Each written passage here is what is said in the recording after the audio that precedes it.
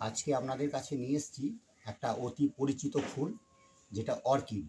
আর অর্কিডের এই ভ্যারাইটিটা হচ্ছে ডেন্ড্রোবিয়ন ভ্যারাইটি। তো অর্কিডের দেখুন শখ যে কোনো মানুষের নেই এটা বললে কিন্তু হবে না, কারণ এখন অর্কিডের এত ভ্যারাইটি আছে, এত সুন্দর ফুল আছে, লোকে আস্তে আস্তে কী করছে যে বাড়িতে প্রত্যেকে কিন্তু অর্কিড একটা দুটো কিন্তু রাখার চেষ্টা করছে।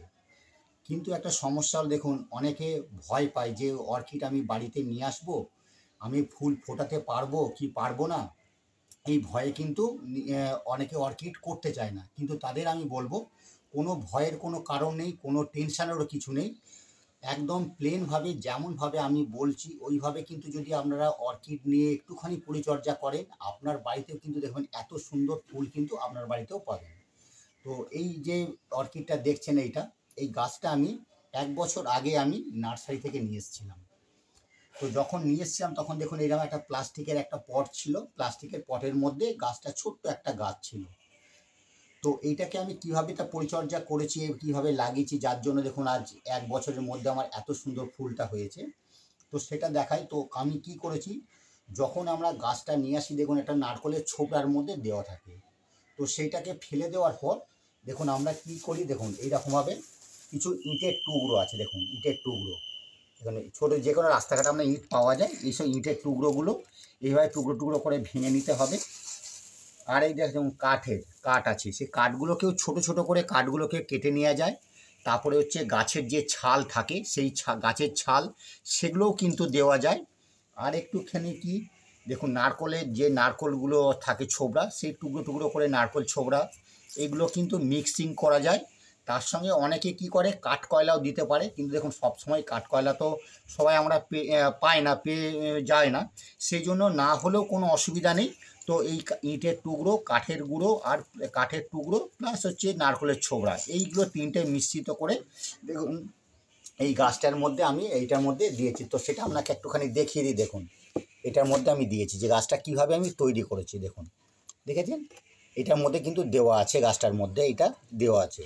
তো এইভাবে কিন্তু দেওয়ার হলে গাছটা কিন্তু অনেক দিন থাকে এবং গাছটা এই পটটাতে 4 বছর 5 বছর কিন্তু এইভাবে কিন্তু গাছটা কিন্তু থেকে যায়, কোনো রকমের রিপোর্টিং করার প্রয়োজন কিন্তু হয় না। আচ্ছা, এবারে হচ্ছে এটা গাছটা আমি লাগালাম, এবারে গাছটা লাগাবার পরে কীভাবে যত্ন করব। তো যত্ন বলতে দেখুন এই গাছগুলোতে কোনো রকম কিন্তু মাটি কিন্তু একদমই চলে না, একদম কোনো রকম মাটি ব্যবহার করা যায় না।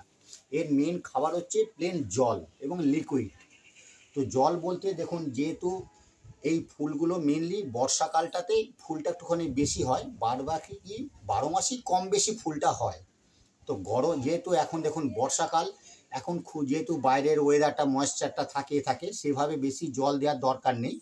তো মাঝে মাঝে কিন্তু জল আপনাকে অন্তত একদিন ছাড়া ছাড়া কিন্তু জল আপনাকে এখানে স্প্রে করতে হবে। এবং জলটা যখন স্প্রে করবেন, জলটা কিন্তু দেখবেন পাতার মধ্যে যাতে না পড়ে, এরমভাবে করে স্প্রে করে পুরো শেকড়গুলো কিন্তু ভালো সুন্দর করে কিন্তু শেকড়গুলোকে ভিজিয়ে দেবেন।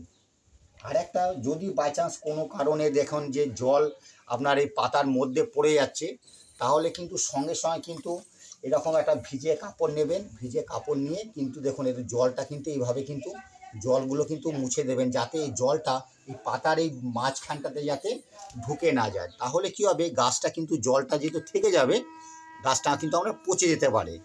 অতএব সবসময় এরমভাবে কিন্তু জলটা পুছে নষ্ট করে দেবেন। আর মাঝে মাঝে এই পাতাগুলো থাকবে না, একটুখানি পরিষ্কার করে দেবেন পাতাগুলো, যাতে নোংরা ধুলোগুলো থাকে, তাহলে কিন্তু গাছের গ্রোথটা আপনার ভালো থাকবে এবং গাছটা কিন্তু সুন্দর কিন্তু গাছটা আপনার হয়ে যাবে। এরমভাবে কিন্তু গাছটা কিন্তু পাতাগুলো মুছে নেবেন। আর খাবার বলতে দেখুন এইটা যে মেন খাবার হচ্ছে জল, আপনি জলটা দেবেন এবং কিছু কিছু ফার্টিলাইজার কিন্তু ইউজ করতে হয়। তো যারা সাধারণত ঘরে একটা দুটো গাছ করেন, আমি বলবো কি যে অনেক আছে 19-19 20-20 এইসব ফার্টিলাইজার ব্যবহার করে। তো আমি বলবো ওগুলো ব্যবহার যদি আপনি মনে করেন করবেন না, তো করার কোনো প্রয়োজন নেই। আপনি একটা ঘরোয়া যে খাবার দেবেন ফার্টিলাইজার, সেটা কিন্তু সবচেয়ে আপনার কিন্তু কাজ হবে এবং ফুল ভালো হবে, সুন্দর হবে। তো কী করে দেখুন আপনাদের বাড়িতে দেখুন কলার যে খোসা আছে, কলার খোসা, ঠিক আছে, এই কলার খোসা এগুলো কি করবেন কোনো একটা পাত্রতে এভাবে কেটে অন্তত 15-20 দিন ভিজিয়ে রাখবেন। 15-20 দিন ভিজিয়ে রাখলে সেটা দেখুন যখন পচে যাবে, তখন কি করবেন, এই জলটাকে আপনি কি করবেন অন্য একটা পাত্রতে, দেখুন এইটা 15-20 দিন ছিল, এই পাত্রতে জলটা কিন্তু পুরো পচে গেছে। পচে যাওয়ার পরে এই জলটাকে সুন্দর করে কিন্তু ভালো করে ছেঁকে নেবেন জলটাকে। দেখুন এই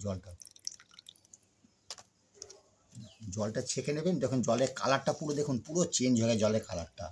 কারণ এই কলার খোসাটা আপনাকে কেন বলছি, এই কলার খোসার মধ্যে প্রচুর পরিমাণে আপনার হচ্ছে জিঙ্ক থাকে, প্রচুর পরিমাণে তারপরে হচ্ছে আমাদের যে ভিটামিন যে খাবারগুলো, সব খাবার কিন্তু এই কলার খোসার মধ্যে কিন্তু পাওয়া যায়।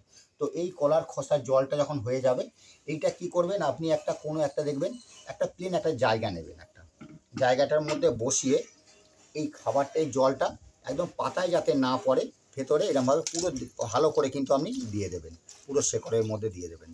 দেখবেন যখন এগুলো জলটা এরকম দেবেন, দেখবেন যে ভেতরে যে শেকড়গুলো আছে, যেগুলো রুটগুলো দেখবেন পুরো দেখবেন সবুজ হয়ে গেছে।